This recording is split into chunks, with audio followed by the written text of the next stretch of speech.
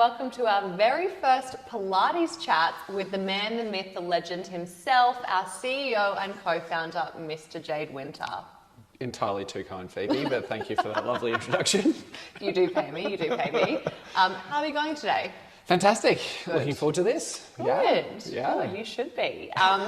So I just thought while I have you today, it would be a really good opportunity for us to kind of go back and just look around at how all this came about, because I think it's really important for people to understand that there's a journey behind growing a business.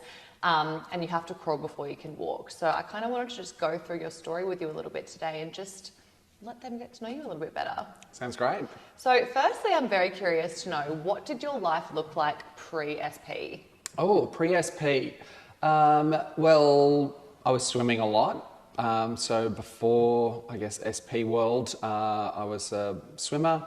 I've made the 96 Olympic team for swimming and multiple Australian representative teams.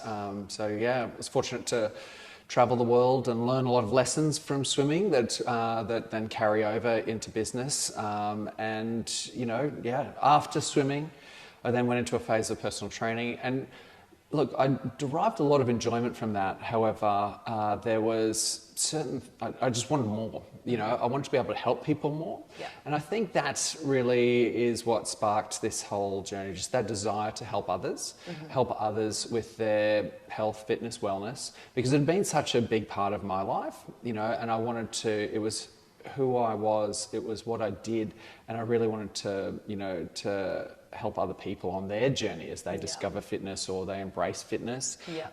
And so that personal training was a logical step for me. However, doing that personal training side of things, it was very, you know, I'd always get into that gym space. And look, not everyone was comfortable in that space. And also there was limitations.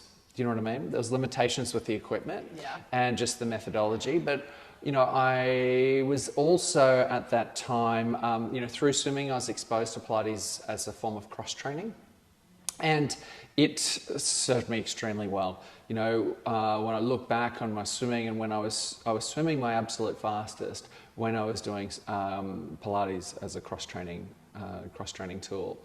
And after that swimming career finished and transitioned into that personal training, I was just left wanting more, ultimately. Yeah. And did my Pilates training, and then an opportunity came up to open a Pilates studio. And I did that with my wife, Tanya. She's the other co-founder of the business. Tanya was a physio, and she was coming to the end of her hands-on physio career. You know, well, it only had just started, to be honest. You know, she graduated from the University of Queensland, and you know, did some a short period of time in the hospital system with full rehab side of things, but then into sports, you know, private practice and sports clinics. So, and look, with the physiotherapy, it's very hands-on, you know, and she's only, you know, quite petite. So, you know, it's a very hands-on role. You really need to be, you know, extremely strong to do it. And not that she wasn't, but it's just a lot on the joints. Yeah. You know, it's a lot on the joints. So things like thumbs were starting to ache and get arthritis, and shoulders and neck and all that sort of stuff. So, you know, it was just the perfect opportunity to open a Pilates studio. We had a space that became available in a nearby gym. It was only 35 square meters, you know, so it was really quite small, a small room, where we had the opportunity to open up a studio. We had no money, you know, we had no money saved and no assets. And so we started the business up on a credit card. You know, I wanted to do it, and I'm like, Tanya, are you into it? Like, you know, do you want to do this too? She's like, yeah, look, sounds good, Jade. You know, I love it. You just got to back yourself. Backed myself. I went to the bank and said, hey, can I get a $10,000 personal loan? They said no. Laughed me out of the. Well, who's laughing now? And they, certainly said no, and I can see why, because they had had nothing. But I did have a credit card with a $10,000 limit, so I did a cash advance and purchased a couple of reformers. Did a couple of favours for some friends to get, you know, some things. I got my uncle to print some brochures out, some flyers. Literally went around the neighbourhood, and myself and my wife, we were literally sticking flyers into letterboxes. Yeah. And just within the next 6 weeks, we were extremely busy. So we were busier than we ever anticipated. There was no fanfare, no big, opening launch party, nothing like that. It was just all organic, roll up the sleeves, get it done on a shoestring budget. Yeah, I love that. Yeah. We'll come back to this in a minute, but I want to go back to first how you got into Pilates. So you mentioned that you started doing Pilates as a form of cross-training when you were swimming. Yes. Obviously, Pilates has exploded since then. And I'm not saying that you're old, but I'm saying back then, Pilates wasn't what it is today. No. So when you first came into a Pilates studio, what was the experience like then? There wasn't many studios around, let's be honest, that they're, not like today when, every suburb has a studio of some kind. Yeah. It was quite, it was still very much a niched market. Going into a Pilates studio, it was very inaccessible, if I'm honest. It was very inaccessible. The way that it was, traditionally done, and done in many locations still, is, private or semi-private training, so it's one-on-one or one instructor for a small group. Mm-hmm. And so that was, that was really the only offering out there. There was the group reformer setting, but that was mainly in places like California. So it was called West Coast style of Pilates. Yeah. That group reformer. It wasn't prolific though, like it is today. Yeah. That's kind of like what it was like from a practical standpoint, from a customer experience standpoint. It was both it was costly. You know what I mean? It's quite hard it was quite costly to get into a class, from a financial perspective. Classes were expensive. And also it's kind of weird in a way. You've got to really want to do it. There's the whole build-up period. It really depends on your instructor and their philosophy on how they teach. And there is like a wide variety of the ways that different instructors will approach a class. Yeah. So it was quite wide and varied, like the customer experience side of things. And ultimately, we had tried a bunch of classes, and what we did when we opened our studios, just thought, look, what do we like, from a consumer standpoint? Yeah. Well, we know that we've got to keep it safe. We know we love to work hard and work intensely. It's in our DNA. It's who like my wife Tanya. She was a high-level swimmer as well. So we love to work out. And we wanted to bring that training philosophy, into the workout space as well. Yeah. So it's keeping people safe and focusing on what they need from a physical perspective, but also training them, and taking people, if they injured, through that injury process through to conditioning, and approach it with that mindset of muscle conditioning, as opposed to a choreography type of a approach, which a lot of studios and instructors would take, because they come from that sort of background, the choreography and that dance background. So when we first started, the industry was really, dominated primarily by dancers that go from the dance career into the Pilates space. Yeah, absolutely. So then I'm dying to know, because again, something I'm not sure that many people are aware of is that 90% of our Studio Pilates instructors were originally clients, and that is definitely true for both you and for myself. So what was it about your first experience with Pilates that made you want to go from being a client to an instructor? I think once again, it was just that yearning. I was in that personal training space, and I wanted to do more. You wanted to give your clients more. I wanted to give the clients more, ultimately at the end of the day. A better way to work out, a more holistic way to work out, more exercise repertoire to from a facilitator standpoint, from a coach standpoint, to be able to help them more with a wider variety of exercises, and that is, Pilates has a huge repertoire of exercises. Yeah. And if someone's got a sore back and then you go into the gym environment, sometimes you're challenged with what you can, what exercises they can do. Yeah. Combine that, a sore back with a sore knee and a sore shoulder, all of a sudden you're really struggling to prescribe, a personal training session. Yeah. But in Pilates, that opened wide up. So, like I said, loved it from a conditioning perspective, from a sports side of things, but also that desire to help people through any of that injury phase into that peak conditioning phase, from their fitness journey. Yeah. And that's what really resonated with me.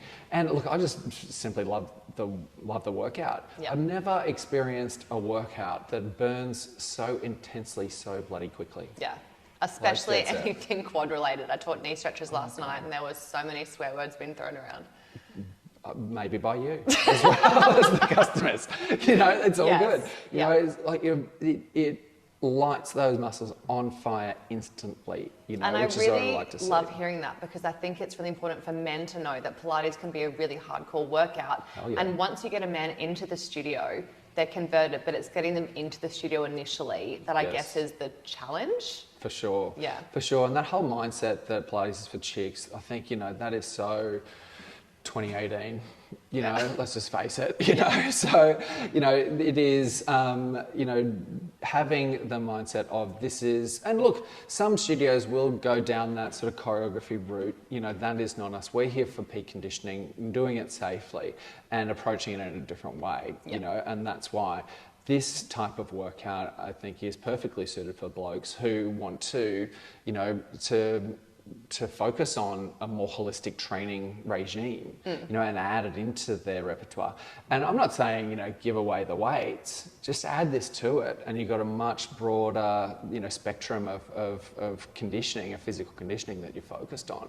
We've got plenty of CrossFitters, we've got plenty of elite pro athletes that do our workouts, from footballers through to swimmers through to... I had a tennis player last night, I had a cyclist. There you go. Yep. So all sports, it can benefit, and that's what I really love. I really love the appeal and what it can bring to an athlete, but as well, just to someone who has never exercised before in their life can access our workouts. And it can change their life. Yeah. That is something that gives me goosebumps, like literally got goosebumps. Yeah. And I've seen that many, I've taught 50,000 classes in my time, so I'm not sitting here as a founder of this business that has not done the technical work in the business. It's the opposite. I've done a lot of it, and so and I've seen the customer journey of someone who has never even considered a stretch before, never stretched, never even walked around the block. I've seen those people come in and fall in love with exercise, and that is truly life-changing for them, dead set. And it is something that, like I said, gives me goosebumps, and it is the most rewarding thing, to see someone. Then I had one client, like I said, never walked around the block, never stretched a day in their life. I think she was about 55 when she first started. And, over time, we built her strength up and her exercise tolerance up, and she then, within 2 years, she hiked the Kokoda track in Papua New Guinea. Now, if you know anything about the Kokoda track, it is muddy, muddy, disgusting, trekking through the jungle. I'm talking everything is coming at you, and you're getting through this. You've got to have a real mindset. And this is a lady who, like I said, never completely deconditioned and never done any workout at all, so to see that is incredible. It's inspiring, so I think that's true testament as well to the backgrounds and the foundation that you guys have put behind this product in particular, coming from a physiotherapy and a personal training and an elite sport background.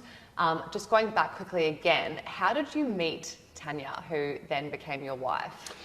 Swimming. Swimming? Yeah. So who made the first move? Did you literally just meet in the pool? Yes. yeah, Wow. chlorine romance, I guess you could call it. I've never heard that before. So yeah, just met in the pool. So we're 16. So yeah, we've Oh. been together since we were 16. So High school yeah, sweethearts. yeah, Wow. just a long time. Oh my, yeah. So you went through it all together. So you Correct, yeah, left yeah. swimming together. You went on to your tertiary studies together. Yes, yeah, Wow. yeah, and then took the plunge. I think when we were about 22. Pun intended. Yeah, exactly. So yeah, started the business when we were about 22, and yeah, haven't looked back. And both worked in the business, like I said, on that technical aspect of teaching classes. We've both taken over 50,000 classes in that time, so that's a lot. And the fair chunk of those was in that freestyle environment, what we call freestyle, that's semi-private. Yeah. One instructor to 3 or 4 people, in that type of format. And that is, it's quite different to what you see today in the Studio Pilates, Studio Pilates offering. Yeah. We don't offer that in our franchise system, we do the group reformer. And there's so many commercial and, and customer experience benefits to the way that we do things now. Yeah. But the way that we do things now is all shaped from what both Tanya and I did back in the day. Because you have an actual connect with who the client is, as opposed to being a CEO or co-founder who doesn't really have anything to do with the business. So let's go back to that very first studio that you had. It was going gangbusters. You said within 6 weeks you had more clients than you ever would have anticipated.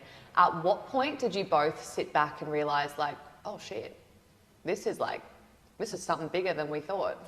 I think that came through a little bit of travel, so going overseas, like I said, this is back this is like 2003, 4, 5, we had the opportunity to go overseas and experience other classes in some of the famous studios in LA and New York and a few other places, London. So we had an opportunity to travel there and did some classes. And, it was experiencing those classes and then coming back and really analysing, hey, I think the way that we approach things is different, and that difference has just come from an organic, our internal natural approach to it. I think born from the safety aspect, from the physio side of things, and also the athletic side of things as well, and that combination.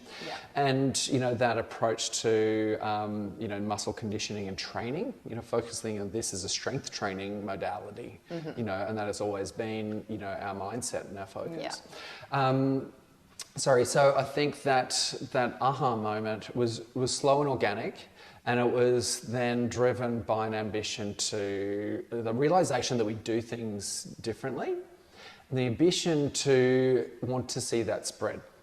Right, so at that time it was like, okay, cool, I think we do things differently, and I think this is something that could and should appeal to people, and I would love to see this get bigger and grow, because our customers are telling us. Their customers are telling us this because they not only might go to another studio when they're on holidays and come back and say, oh, that was terrible, and this is, we really enjoyed this. And look, I'm not being arrogant about that. There's some fantastic Pilates studios out there, but we're just getting more and more feedback saying that, hey, we do things a little differently, and we wanted to see that grow. So, I was like, Tanya, I think that we should expand this business.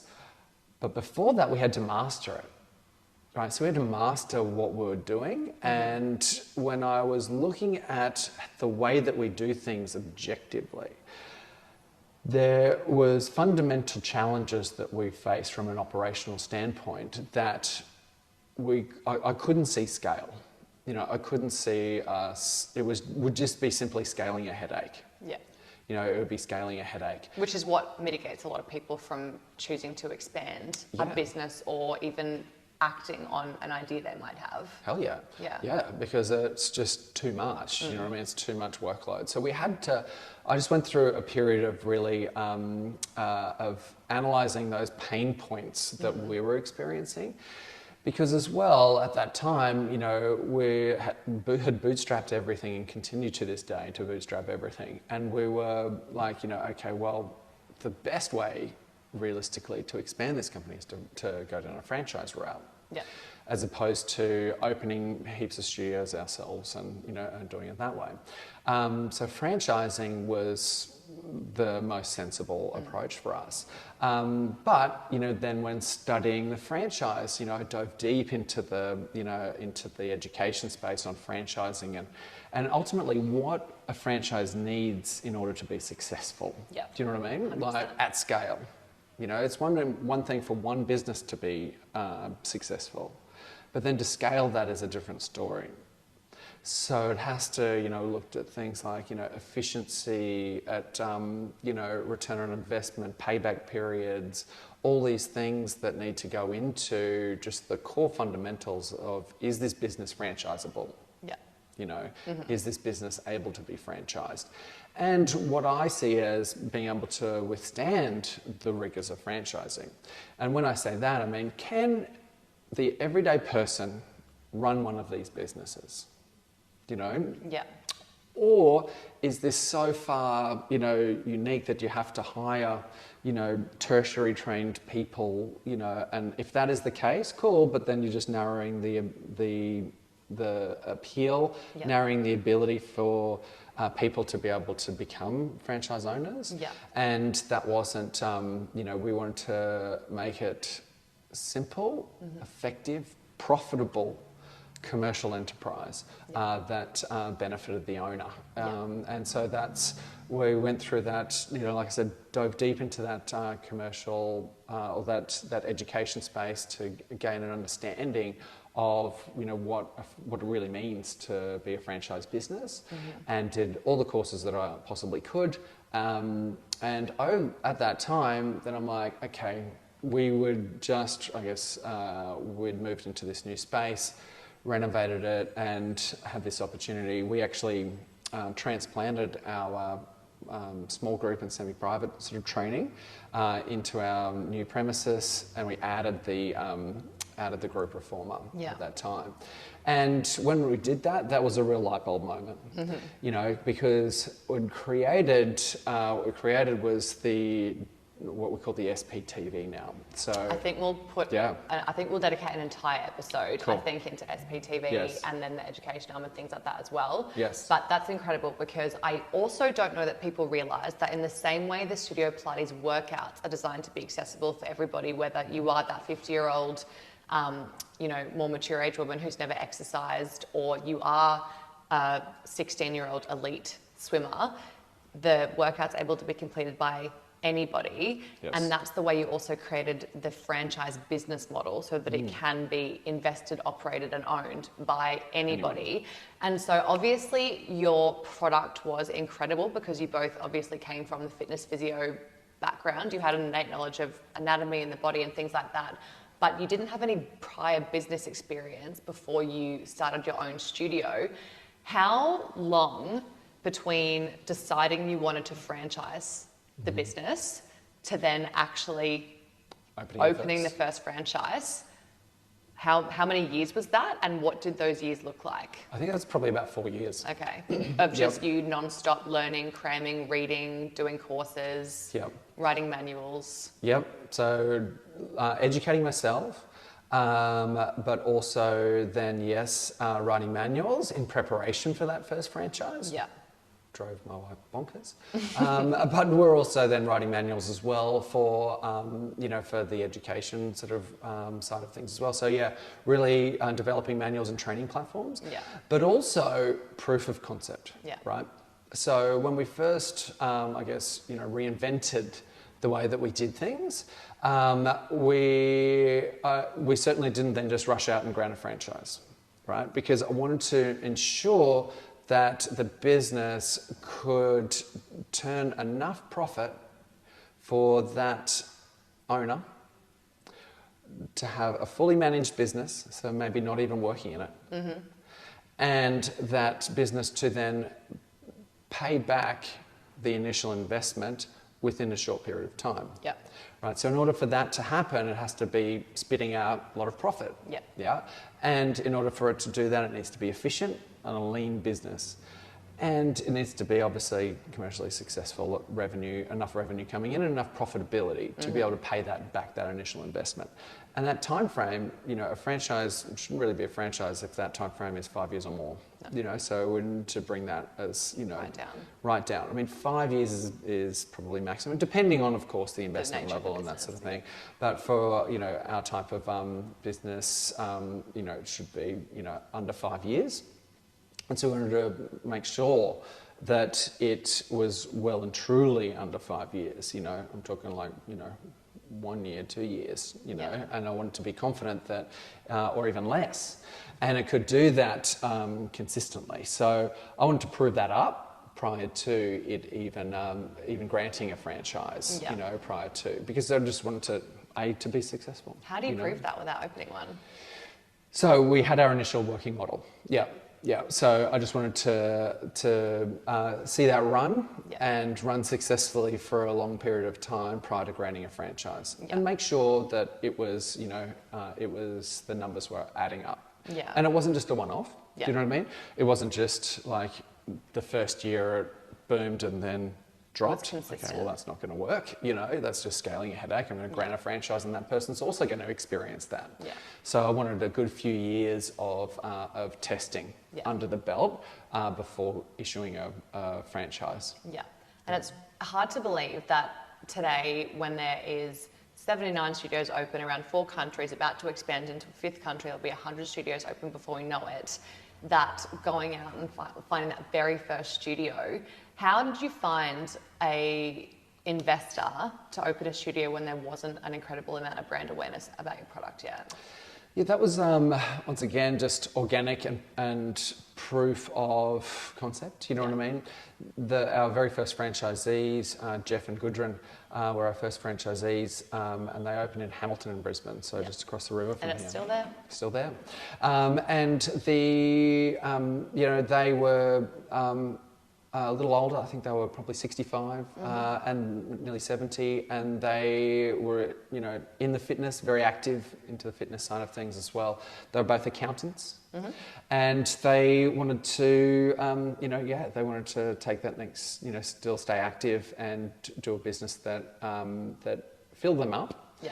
And, from a fulfillment standpoint, and also was commercially viable, and so we just felt that it was the right fit. And so we granted them a franchise and, supported them in their launch and on their ongoing operations. And so, and they were successful. Yeah. And then did the ball just kind of keep rolling and you just kept picking up more and more and more? And then it was great. We can do this. We got confidence, that other people could do it, that weren't from the Pilates industry, that weren't, because that's ultimately what we want to see, is we want to see people from all walks of life, becoming franchisees, and not just people within the fitness industry, not just Pilates instructors becoming franchisees, because that is only, I think we've only a very small percentage of our franchise owners actually come from, that are actually instructors prior to coming. They are all from, corporate or, looking to transition, change their work. And we then granted another franchise and another, and snowball effect, really. Yeah. So today, as it stands, studios in 4 countries, about to be 5 with the UK, opening early June. Yeah. Is there a country that would just be an unbelievable pinch me moment for yourself? Like, is there a country or a location or something that it's like a pipe dream of yours to have a studio there? Look,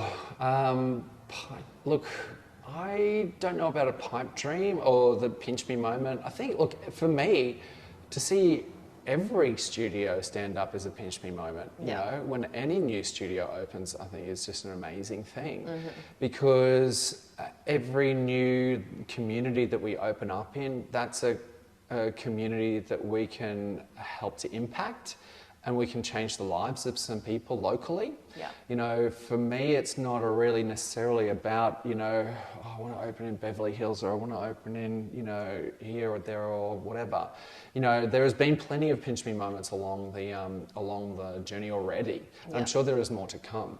But for me, the reward comes from seeing any new studio open and a franchisee have that confidence that they can do it. You know, and that life-changing moment for them. Yep. I always say to people, it's only your first day in business once. Yeah. And to really soak in that moment, you know, because it's a culmination of a lot of effort and a lot of gambling. You know, you're taking a punt on this, you know, and you're I guess taking that entrepreneurial leap, Yeah. you know, and I respect that. I respect any franchisee that's doing, you know, that's making that leap and opening a new studio, and it's incredibly rewarding to see them then succeed, you Yeah. know, and to just from the fundamental side of things, let's even put the good vibes aside for a minute, but just the fulfillment one gets from opening a business that makes a positive impact on the local community, and also the lives of the instructors that you employ. Yeah. You know, because we've gone from, you know, if you're working in a corporate career to now being a business owner, you're now employing people, you know, and that, of course, you know, comes with its, you know, with its own rewards. And to be able to employ people for them to have a job that then puts food on their table and a roof over their head and pays their rent. Yeah. But fills them up as well is a beautiful thing, you know, and to have our franchisees experience that type of joy as well, I think, to do something for their, you know, for their work that fulfills them as well, that is a fulfilling thing. And as you know, you're an instructor, Phoebe, so you know that that feeling, that instant gratification, and we've spoken about this before as well, that instant gratification that one gets, that job satisfaction one gets from lighting a room on fire. You know, from seeing that those customers, those clients, you know, change their energy. You know, when they come in, they might be feeling, you know, a bit rough, they had a bad day or whatever, and then they're leaving high-fiving, you know, they're dishing out high fives and they're loving every minute of it. You know, that energy changes, that energy shift is such a beautiful thing to And everyone facilitate. tells you it'll happen. I don't even know if I told you this story, but obviously I've got a broken foot at the moment, and on the first shift I instructed with the moon boot, I came in a bit reserved and a bit scared about what would happen. I left that class on such a high, and my endorphins were flowing so intensely that I literally Googled, can a broken foot heal in a week? Because the endorphins must have blocked out any of my pain receptors that I forgot that I had a broken foot. But that is actually very humbling to hear from your perspective, because I think it's very easy, particularly from a CEO perspective, it's very easy to get caught up in the ego or the bragging rights of saying, I've got a studio in Beverly Hills or on Park Avenue or, you know, in Times Square or whatever it would be, but you're doing this for the right reason. And I think that's true testament to why the business is continuing to succeed, even now, as we are 21 years after you opened that very first studio. And I think a really nice way to finish this first episode would be to talk about the evolution, if there even has been one, of kind of the objective or the why. Like, what is the philosophy around Studio Pilates and how has it evolved or changed in that 21-year time period? Well, two parts to that. You know, what we're focused on at the moment is our mission, you know, which is to change the way the world works out. You know, and that is really born from, you know, us touching the lives of the people in our local communities that we open studios in, you know, and so that, and once again, making it accessible for people, whether it's a first-time exerciser through to the pro athletes and everyone in between, to come and experience our product, you know, and to be able to come and gain benefit, you know, from what we provide. That is really, I guess, part of, you know, where we're at and what we're focused on and why we're expanding our organisation. You know, but how that changed, like we started, you know, this business and that was not our initial intention. No. It was really just, it was a job. passion project. Yeah. It was just a job. You know, we're looking for what's the next chapter in our career. You know, how can we earn $1 to be able to pay the rent and buy food? That's how it started. Yeah. You know, doing something and like literally fell into an opportunity, and you know, and now it's you know, it's become something that is, you know, is not only radically different, but radically better. You know, it's radically better, and you know, like I said, touching the lives of our franchisees and empowering them to be able to create great business. It's a meaningful business, and our instructors, you know, that can touch the lives of our clients, and as well as the entire organisation blossoming and you know, and expanding is very fulfilling. And I think that I've always said that this entire business is predicated on the value that's exchanged between our instructors and our guests. You know, so our clients and our instructors, that value that they receive drives our entire organisation. Our instructors are the most important part of our organisation, and you know, and they help to, you know, to create that Studio Pilates magic in the Studio Pilates way.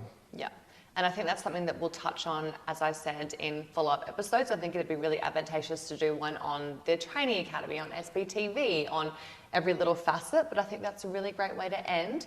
So until then, can you look dead into the camera and tell them where they can find more Jade Winter? Oh, I don't know, right here. At Jade Winter on Instagram and Jade Winter on LinkedIn. There you go. Until next time. All good. Woo! Okay.